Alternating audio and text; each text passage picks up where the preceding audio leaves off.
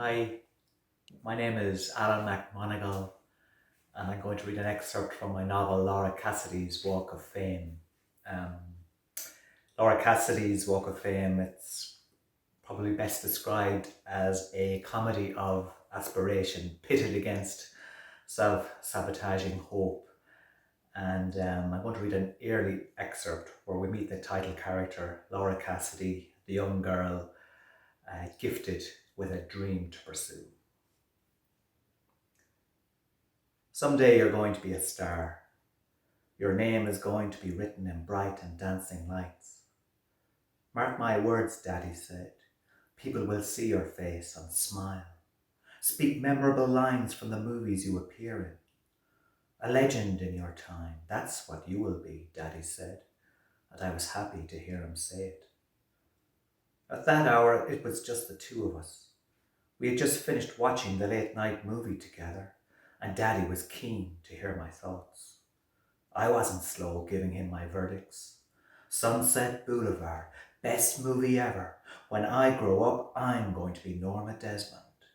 The Big Sleep. Don't ask me what was going on, but I loved it. The Postman Always Rings Twice.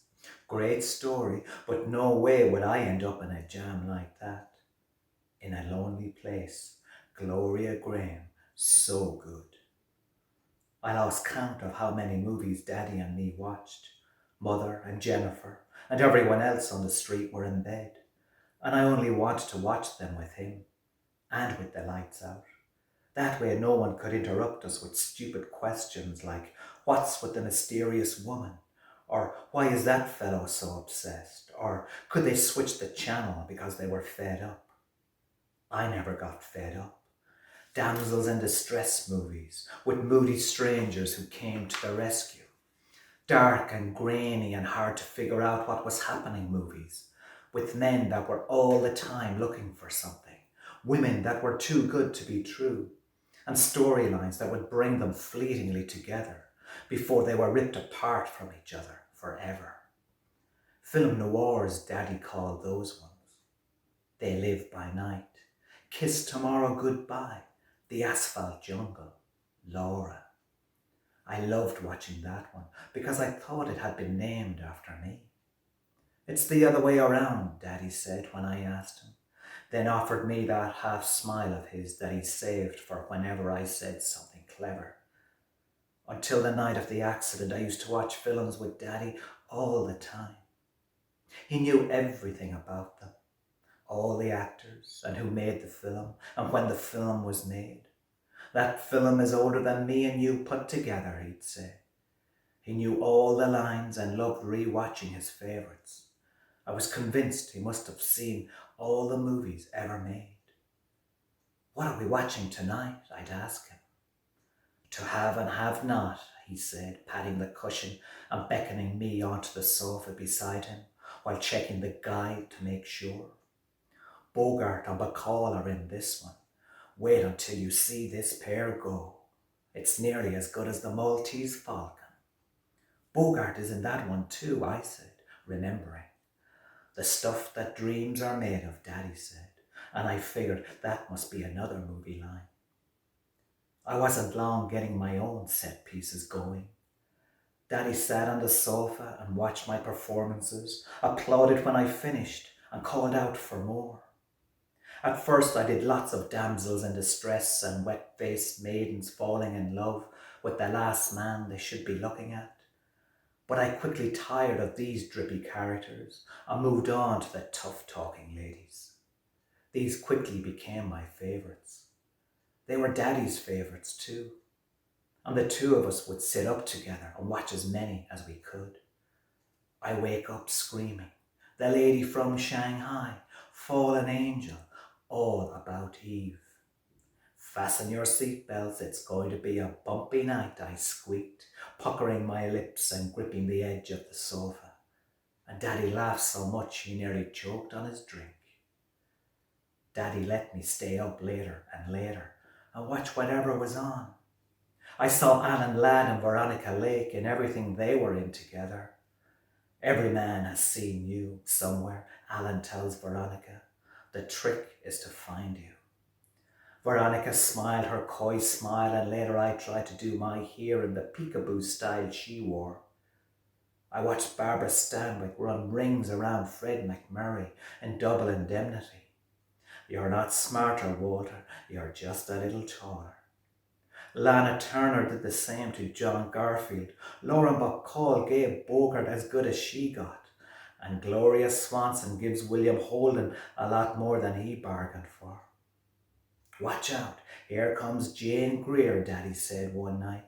She is going to stop Robert Mitchum dead in his tracks. And believe me when I say it, if she can stop Mitchum, she can stop any man. I could never wait to do my newest productions for him. Encore, encore, he bellowed every time I did my finish up bow and curtsy. And Daddy was the last person I was going to disappoint.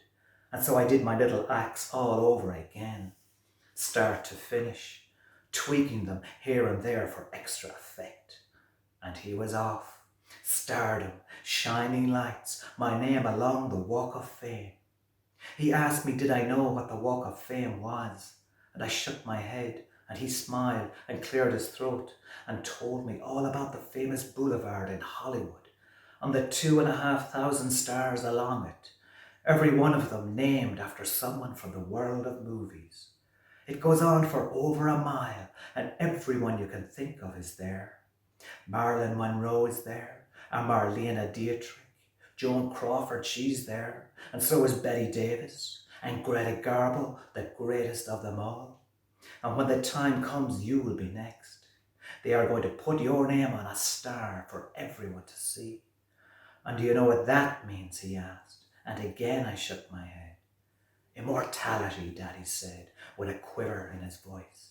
That's what it means. Then he hauled me outside the front door of our house, not stopping until we had crossed the road, past the boathouse, and were standing side by side in the chill of night on Nimmo's pier. Look, he said, hunkering down beside me and pointing to the blurry lights along the pier. Can you see it? Hollywood, starry lights, the Walk of Fame. Just you wait, Laura. One day it will be your turn, he said. Then he stretched out his arm, and with the penknife fetched out of his pocket, he scratched to the pier wall the words, "A star is born." I wasn't going to disagree with him, and I could see it, could see myself up there on the silver screen, effortlessly jousting with my co-stars, moving with serene calm through my scenes, gliding with slick abandon into my close-up. Come opening night, I saw myself taking to the red carpet, the snap-happy photographers, the screaming fans, the journalists shoving their mics in my face, eager for my words. Come award season, I heard my name called out at every prize giving in the land. At parties, I was an extraordinary person, brilliant and illuminating. Wherever I went, everybody wanted a piece of me. They couldn't wait to announce my name. From an early age, that was me then, Laura Cassidy, the movie world's leading light, star of the silver screen. Isn't that right, Laura? Yes, it is, Laura. Indeed it is.